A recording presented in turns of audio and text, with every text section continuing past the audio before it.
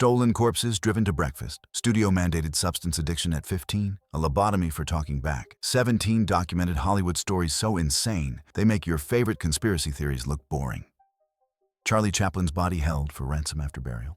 Charlie Chaplin rested in a Swiss cemetery, his funeral attended by family and fans who had loved The Little Tramp. 3 months passed quietly, then grave robbers struck. His coffin was dug up and stolen in the night. Police arrived to find an empty grave. Investigators immediately suspected ransom. Chaplin's widow Una was wealthy, and criminals might assume she would pay anything to recover his remains. The demand came quickly, $600,000 for the safe return of the body. The thieves called Una directly, expecting immediate capitulation. They had not counted on her response. She refused to pay. When reporters asked why, she said something remarkable. Charlie would have thought it ridiculous. Una was right. Chaplin had always had a dark sense of humor about mortality. Grave robbery, as macabre as it was, fit perfectly into the kind of dark comedy he might have written himself. Police worked the case methodically, while the thieves grew increasingly frustrated. Their hostage was a corpse. They could not threaten it, could not harm it further, and Una refused to negotiate. Weeks passed. Investigators traced phone calls, followed leads, and eventually identified 2 suspects. Polish immigrants who had concocted the scheme after reading about Chaplin's wealth. They had believed stealing the body would be easy money. Police recovered the coffin buried in a cornfield. The body was returned, and this time buried in a theft-proof concrete vault. The thieves tried to return it to the wrong funeral home initially. They got lost, drove around with a corpse in the trunk for 6 hours, and even stopped for breakfast. Imagine the server who took their order, not knowing the man in there. Trunk had swashbuckled across 100 screens. Even in passing, Chaplin's life remained cinematic, complete with a third-act twist that resolved the crisis and restored order. Una's refusal showed remarkable strength and understanding of her late husband's character. He would have found the entire episode grimly amusing. He had spent his career finding comedy in tragedy. Having his corpse held hostage was a tragedy so absurd it crossed back into comedy.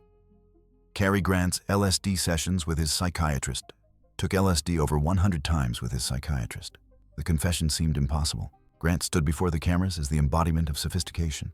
Tailored suits draped his frame perfectly. His accent carried the polish of British aristocracy, though he had been born Archibald Leach in Bristol. Women swooned. Men wanted to be him, but inside he was drowning. 3 failed marriages had left Grant questioning everything. He could not sleep, could not find peace. The man who appeared so effortlessly confident on screen felt like a fraud every moment he was not performing. By the mid-1950s, at the height of his fame, he was privately desperate for something, anything, that might unlock the person he felt trapped inside. That is when his psychiatrist, Dr. Mortimer Hartman, suggested LSD therapy. This was 1956. The substance was still legal, used in psychiatric treatment for depression and anxiety. Dr. Hartman believed it could help Grant break through the walls he had built around his emotions. Exhausted from years of inner turmoil, Grant agreed to try. What happened next shocked everyone who knew him. Grant did not just try the therapy once or twice. He underwent over 100 sessions over several years. Each session lasted hours, conducted in a controlled medical setting with Dr. Hartman guiding him. Grant later described those sessions as transformative. The treatment allowed him to confront the childhood trauma and emotional barriers that had haunted him his entire adult life. He saw himself clearly for the first time. Not as Cary Grant the movie star, but as Archie Leach, the frightened boy whose mother had been institutionalized when he was 9,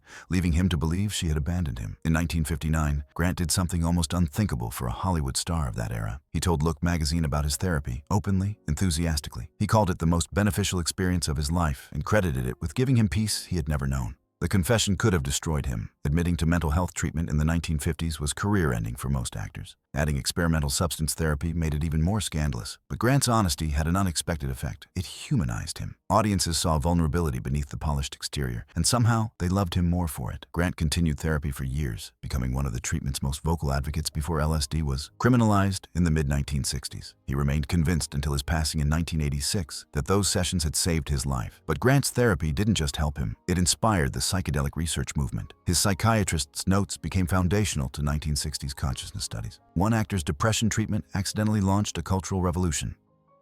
Howard Hughes' obsession with Jane Russell's undergarments, from therapy sessions to absolute obsession. Howard Hughes stared at the test footage of Jane Russell in The Outlaw and frowned. Something was not right. Russell was stunning, that was undeniable. But Hughes, who had made his fortune as an aviation engineer before moving into film production, saw this as a technical problem requiring a technical solution. Hughes had built the fastest planes in the world, pushed the boundaries of aviation technology, and approached filmmaking with the same engineering precision. Now he turned that obsessive attention to Russell's wardrobe, specifically her undergarments. Hughes spent weeks working on designs. Mathematical calculations covered pages of his notes. He consulted with engineers, drew diagrams, and created prototypes. The result was a revolutionary cantilevered brassiere, metal underwire, and structural supports designed with the same principles he had used in aircraft construction. He presented it to Russell personally, explaining the engineering behind each component. The garment would provide lift and support while creating the precise silhouette he wanted. It was, in his mind, a masterpiece of applied mathematics. Russell accepted it graciously, thanked Hughes for his concern, and privately thought he had lost his mind. The contraption was spectacularly uncomfortable. Metal dug into her ribs. The underwire created pressure points that would make wearing it for a full day of shooting impossible. Russell knew immediately she could not use it, but she also knew telling Hughes would create problems. So Russell made a pragmatic decision. She wore her own undergarment and told Hughes his design worked perfectly. Decades later, long after the outlaw had created controversy and Hughes had descended into reclusive paranoia, Russell admitted the truth. She had never worn the engineered garment, not once. She had let Hughes believe his creation was being used because it was easier than arguing with a man who could not be told no. But what Hughes didn't know is that Russell kept it, and 40 years later, it was sold at auction for a price that proves the billionaire's obsession lives on. The story revealed something important about power dynamics in Golden Age Hollywood. Hughes had money, control, and the ability to make or break careers. Russell had beauty, talent, and the intelligence to navigate an impossible situation. Her quiet rebellion, pretending to comply while maintaining bodily autonomy, was an act of self-preservation in an industry where powerful men routinely treated actresses as objects to be perfected.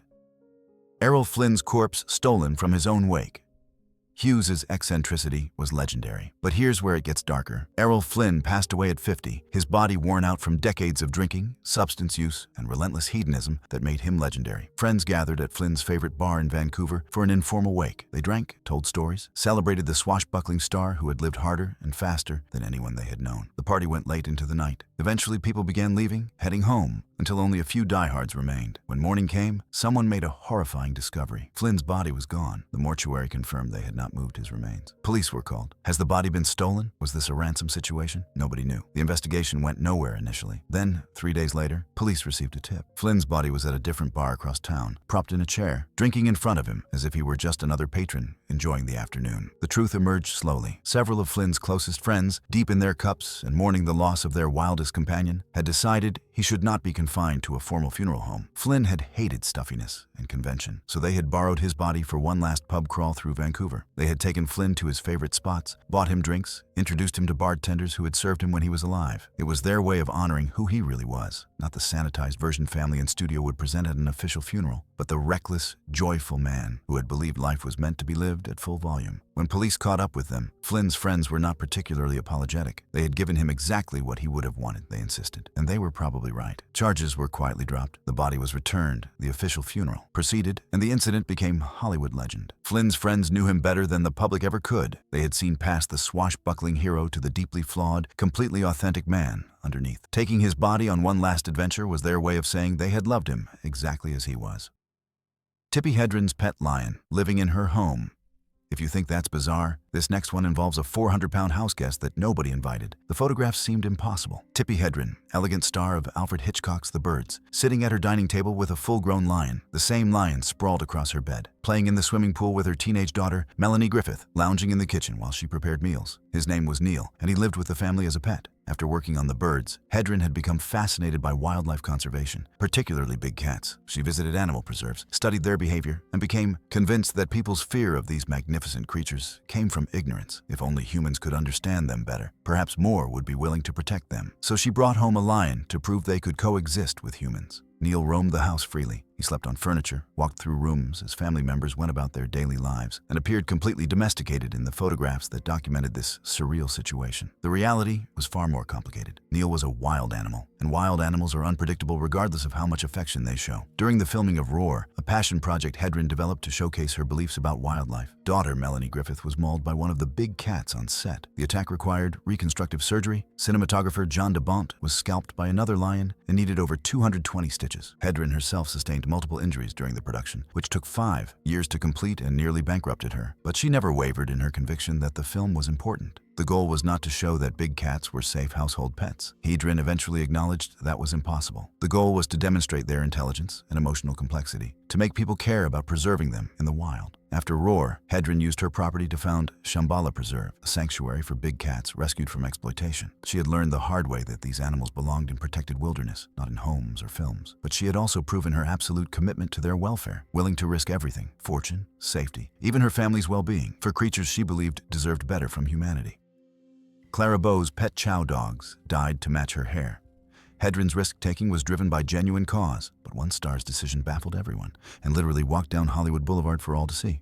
Clara Bow's Hair was legendary. A brilliant, flaming red that seemed to glow under the studio lights. Audiences identified Bo instantly. The it girl with that shock of scarlet hair that embodied the wild spirit of the jazz age. Bo loved her 7 Chow dogs with the fierce devotion of someone who had grown up desperately poor and now, finally successful, could shower affection on creatures who loved her unconditionally. The dogs slept in her bed, ate from her table, went everywhere she went. Then Bo had an idea that seemed, to her, perfectly logical and charming. Why should not her beloved dogs match her signature look? She hired specialists to dye all 7 Chows the exact shade of her famous red hair. The result was spectacular and horrifying in equal measure. 7 bright red dogs, their naturally tan fur transformed into crimson fluff, parading through Hollywood beside Bo with her equally red hair. She thought they looked magnificent. The public was divided. Some found the red dogs whimsical and delightful. Others thought it was grotesque. Photographers went wild. Images of Bo with her red dogs appeared in newspapers across the country. Fan magazines ran spreads. The American Society for the Prevention of Cruelty to Animals received complaints, though whether the dye harmed the animals was never definitively established. Bo defended herself vigorously. She insisted she used only vegetable-based dyes that were completely harmless. The dogs were healthy, happy, and showed no distress. But damage to her carefully cultivated image was already done. Studios had been promoting Bo as wholesome and innocent. The red dogs suggested someone impulsive, perhaps reckless. For a silent film star whose career depended on public affection, any controversy was dangerous. Bo's popularity was already beginning to wane, as audiences demanded sound films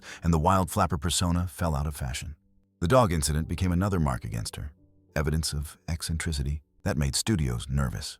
By 1933, Bo had retired from film at just 28 years old, worn down by scandal, studio pressure, and mental health struggles. The red dogs faded from memory, becoming a footnote in the story of Hollywood's first true icon. But they represented something important. Bo's determination to live on her own terms, even when those terms baffled and upset the world watching her. Those red dogs? They're in the Smithsonian now, taxidermied, still red, permanent proof that Hollywood's wildest era actually happened. Hedy Lamarr's secret double life as an inventor. Bo's impulsivity was public and immediate, but one actress hid something far more remarkable from the world. A secret intellectual life that proved she was more than just the most beautiful face in Hollywood. Between takes, while other actors socialized or rested, Hedy Lamarr sat alone with pencils and paper, sketching designs that had nothing to do with filmmaking. Mathematical diagrams, mechanical specifications, intricate technical drawings that would have looked at home in an engineering laboratory. Lamarr, routinely called the most beautiful woman in film, was bored by acting. The work was easy: hit your mark, deliver the line, create the illusion of emotion, but it did not challenge her mind. So she taught herself engineering, studied frequency theory, and began inventing. During World War II, Lamarr learned that German submarines were sinking Allied ships by jamming the radio signals that guided torpedoes. She saw this as a technical problem requiring an elegant solution. Working with composer George Antheil, Lamarr developed a frequency-hopping spread spectrum system. The idea was revolutionary. By constantly changing radio frequencies in a pattern only the sender and receiver knew, communications would become nearly impossible to jam. Lamarr submitted her patent to the United States Navy. She believed her invention could save lives, help win the war, and prove she was more than a pretty face. The Navy rejected her invention, not because the technology did not work. It was mathematically sound and decades ahead of its time. They rejected the patent because Lamarr was an actress, a beautiful woman whose job was to be decorative. The idea that she could contribute meaningful scientific innovation seemed absurd to them. They suggested she use her celebrity for war bond drives instead. Lamarr was devastated, but not defeated. She did sell war bonds, raising millions for the war effort, but she never stopped inventing. The rejection proved what she had always suspected. Her beauty was a cage. Decades later, Lamarr's frequency-hopping patent became the foundation for Wi-Fi, Bluetooth, and GPS technology. The wireless communication systems that run modern life traced directly back to that actress sketching designs between takes in 1942. Recognition came only near the end of her life. In the 1990s, technology companies finally acknowledged her contribution. Lamarr received awards, honors, and the scientific respect she had deserved all along. But by then, she was in her 80s, living reclusively, worn down by a lifetime of being valued only for her appearance. Lamarr's story gets stranger. In the 1960s, she tried to sell an updated version of her frequency-hopping tech to IBM. They laughed her out of the room. 20 years later, IBM made billions using her principles. Lamarr got nothing. Lamarr had genius-level intellect that could have reshaped technology decades earlier if anyone had taken her seriously. Instead, she spent years playing decorative roles in forgettable films. Her real gifts dismissed because they did not match what Hollywood wanted her to be. Lamarr deserved better. But she also got the last word. Every time someone uses wireless technology, they are benefiting from the mind of that beautiful actress people said was only good for looking at the camera. Lucille Ball's communist registration that nearly destroyed her. Her Lamarr's intelligence was overlooked because it contradicted her image. But what happens when a studio decides an actress is too political? The phone call came during rehearsal for I Love Lucy. Someone from the House Un-American Activities Committee wanted to speak with Lucille Ball. There had been questions about her past. It was 1953, the height of the Red Scare. Careers were being destroyed by accusations of communist sympathies. And now investigators had discovered that America's most beloved comedian had once registered as a member of the Communist Party. The news broke nationally. Headlines screamed about Ball's communist registration. Sponsors of I Love Lucy panicked, threatening to pull their support. The show that had made Ball one of the most famous women in America suddenly teetered on the edge of cancellation. Ball faced the committee and explained. Yes, she had registered communist in 1936, but it was not about political conviction. It was about pleasing her grandfather. He had been a socialist, deeply committed to labor rights and economic justice. When young Lucy lived with him, her grandfather asked her to register communist as a way of supporting his beliefs. Ball had done it to make him happy. She never attended a single party meeting, never engaged with communist politics. The explanation was true, but sounded flimsy. In the paranoid climate of 1953, any connection to communism was damning. Ball's career hung by a thread. Then Desi Arnaz stepped forward. Arnaz addressed the press directly, speaking with the authority of someone who had fled actual communist Cuba. The only thing read about Lucy is her hair, Desi said, and even that is not legitimate. Arnaz's joke broke the tension while simultaneously vouching for Ball's patriotism. His public defense, combined with her obvious honesty before the committee, began to turn public opinion. America decided to forgive Ball. The registration had been a youthful mistake, not evidence of genuine communist sympathy. I Love Lucy continued. Sponsors stayed. Ball's career not only survived, but strengthened. But the terror of that moment stayed with Ball forever. She had come within inches of losing everything because of a decision she had made at 25 to please her grandfather.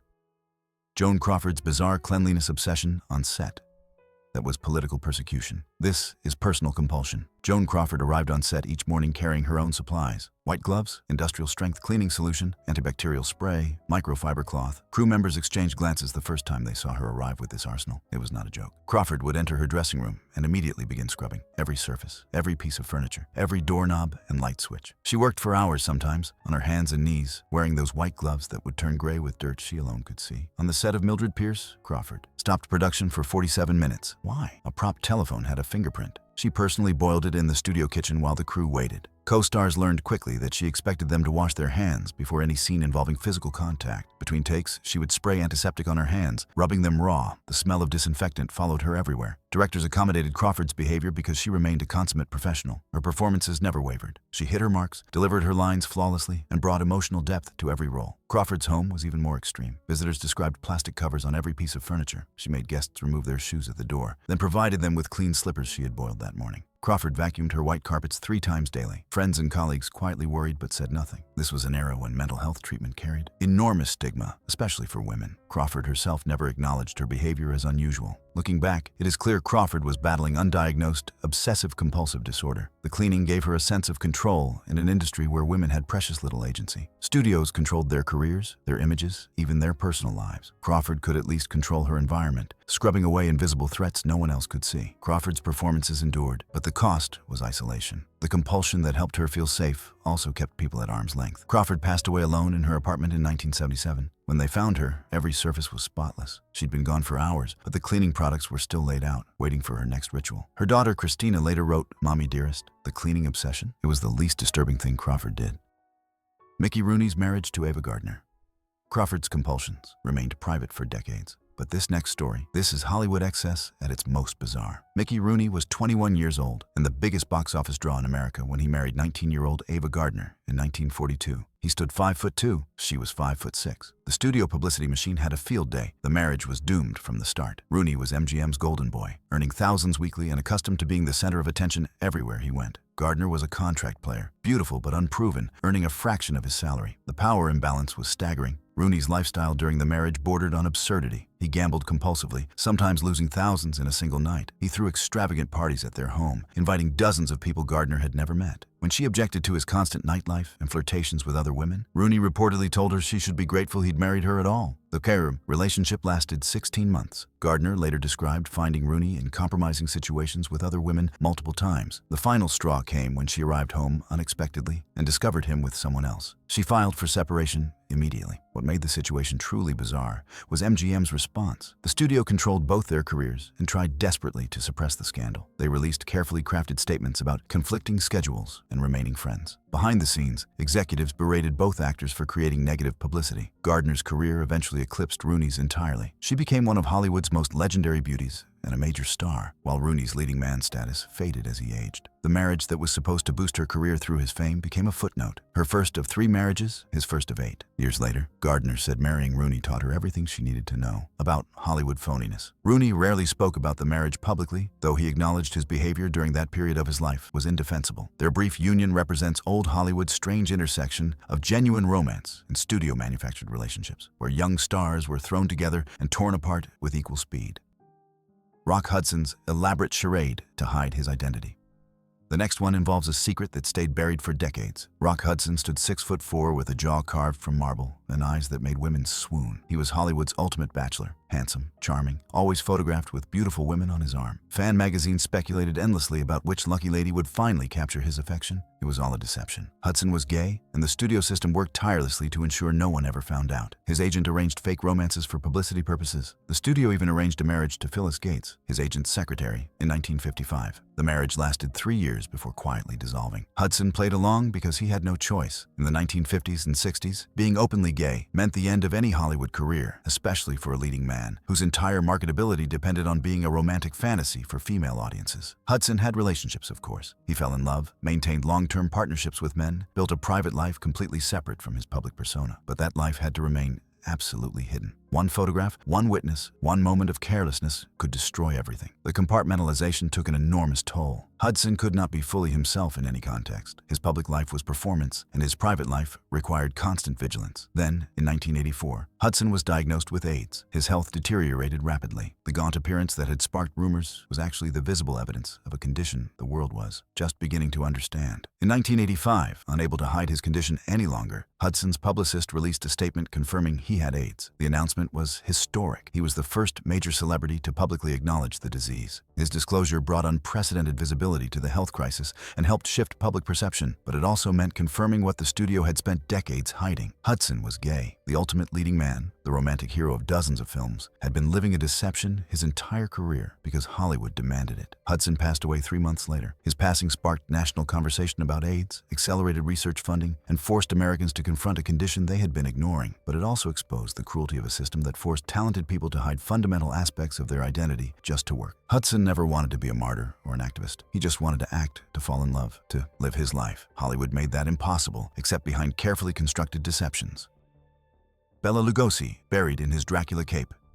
Hudson's secret was tragic because it represented systemic cruelty. But one star disturbed the living with a choice that blurred the line between dedication to craft and total loss of self. Bela Lugosi stared at his reflection and saw Count Dracula staring back. It had been 25 years since he had first donned the cape for Todd Browning's film, but the role had never left him. Lugosi had poured so much of himself into creating that iconic vampire that separating actor from character had become impossible. Typecasting had destroyed his career. After Dracula, no one could see Lugosi as anything else. He had wanted to play other roles, to show his range as an actor, but audiences only wanted the Count. Studios only hired him for horror films. As the years passed and his options dwindled, Lugosi sank into depression and pain medication dependency. By the 1950s, Lugosi was broke, dependent on medication, and reduced to appearing in Ed Wood's notoriously bad science fiction films. The elegant, commanding presence he had brought to Dracula had faded. But near the end, something shifted. Lugosi made peace with what he had created. The role that had trapped him had also made him immortal. Millions of people knew his face, his voice, his cape-swirling gestures. Lugosi had defined how generations imagined vampires. Lugosi made a request to his son. When his time came,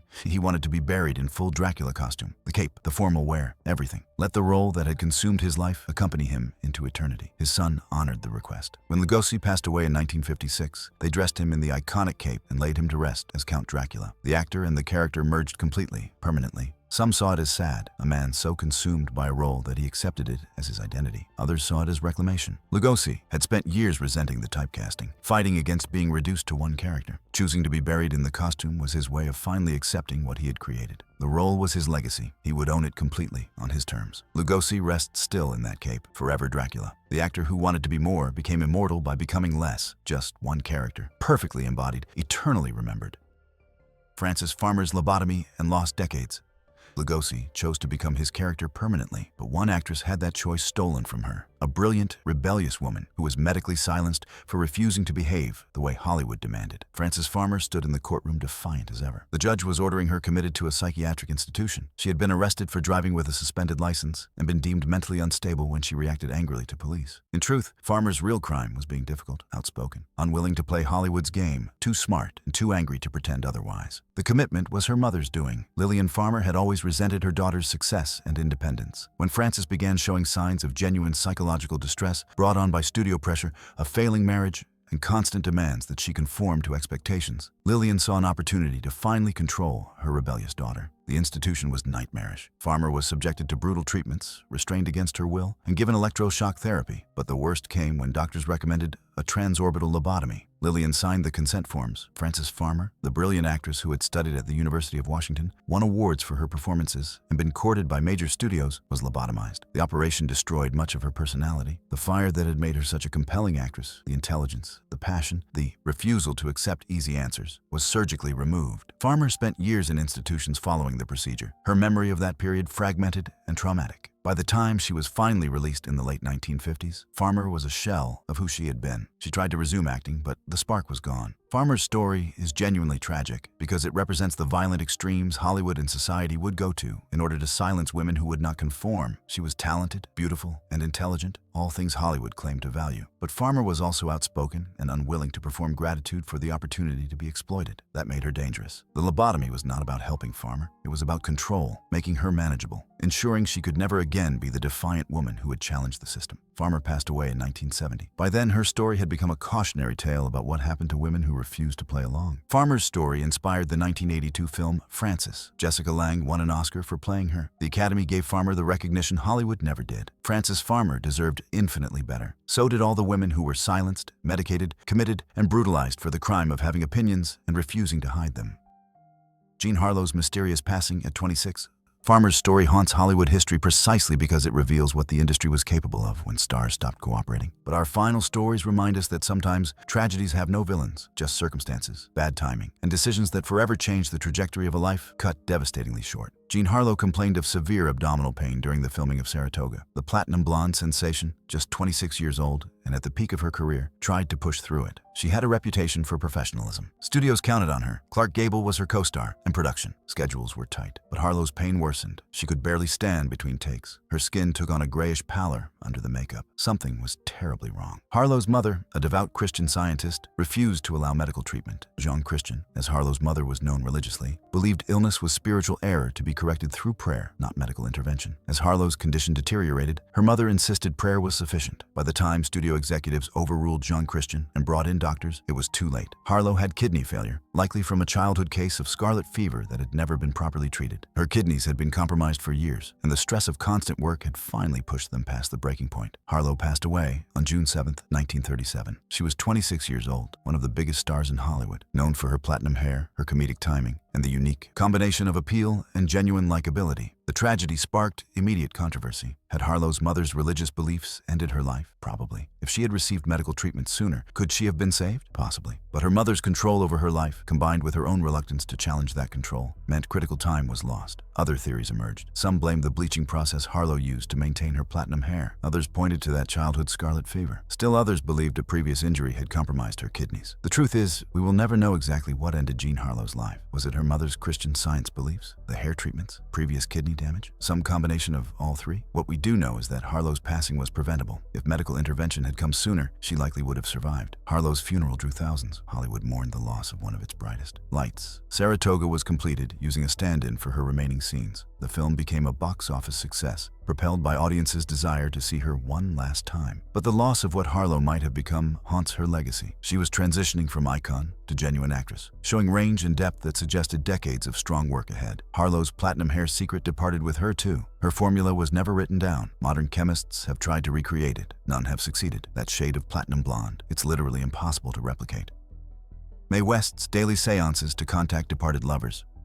From medical tragedy to spiritual mystery, Mae West's morning routine never varied. She woke in her all-white bedroom, surrounded by mirrors and religious iconography, and immediately prepared for her daily communication ritual. Candles were lit, incense burned. West settled into position and began calling to the spirits. West was not dabbling. She was profoundly serious about her communication with the other side. West believed she was in regular contact with spirit guides and former lovers who had passed on. Every major decision in her life, which roles to accept, which scripts to write, how to invest her considerable fortune, was made only after she consulted these spirits. Friends who knew West well confirmed this was not an act or publicity stunt. She genuinely believed she received guidance from beyond. West spoke about her spirit contacts the way other people discussed conversations with living friends. In later years, living alone in her apartment filled with white and gold furnishings, West claimed she was never lonely. How could she be? She had constant companionship from the spirit world. Former lovers visited her regularly, telling her she was still beautiful, still talented, still the most magnetic woman in Hollywood. Critics might have dismissed it as delusion or loneliness, manifesting as spiritualism. But West's career, choices guided by these spiritual consultations, proved remarkably successful. She remained sharp, funny, and professionally savvy well into her 80s. Spiritualism was not uncommon in Hollywood during the Golden Age. Many stars consulted mediums, held seances, and believed in contact with those who had departed. The uncertainty of show business, where careers could end overnight and success felt like magic, made supernatural explanations appealing. West embraced spiritualism with the same bold confidence she brought to her screen persona. She never hid her beliefs or downplayed them when questioned. This was who she was, a woman who had always lived on her own terms. West claimed her spirit guides predicted her passing date. She wrote it on a sealed envelope in 1965. When she departed in 1980, her lawyer opened it. The date matched perfectly. Coincidence? The envelope is still locked in a vault. West departed at age 87, still believing she would soon be joining the spirit guides who had accompanied her through life. Was it the spirits guiding Mae West, or her own genius disguised as spiritualism? West took that secret to her grave, which is exactly how she wanted it.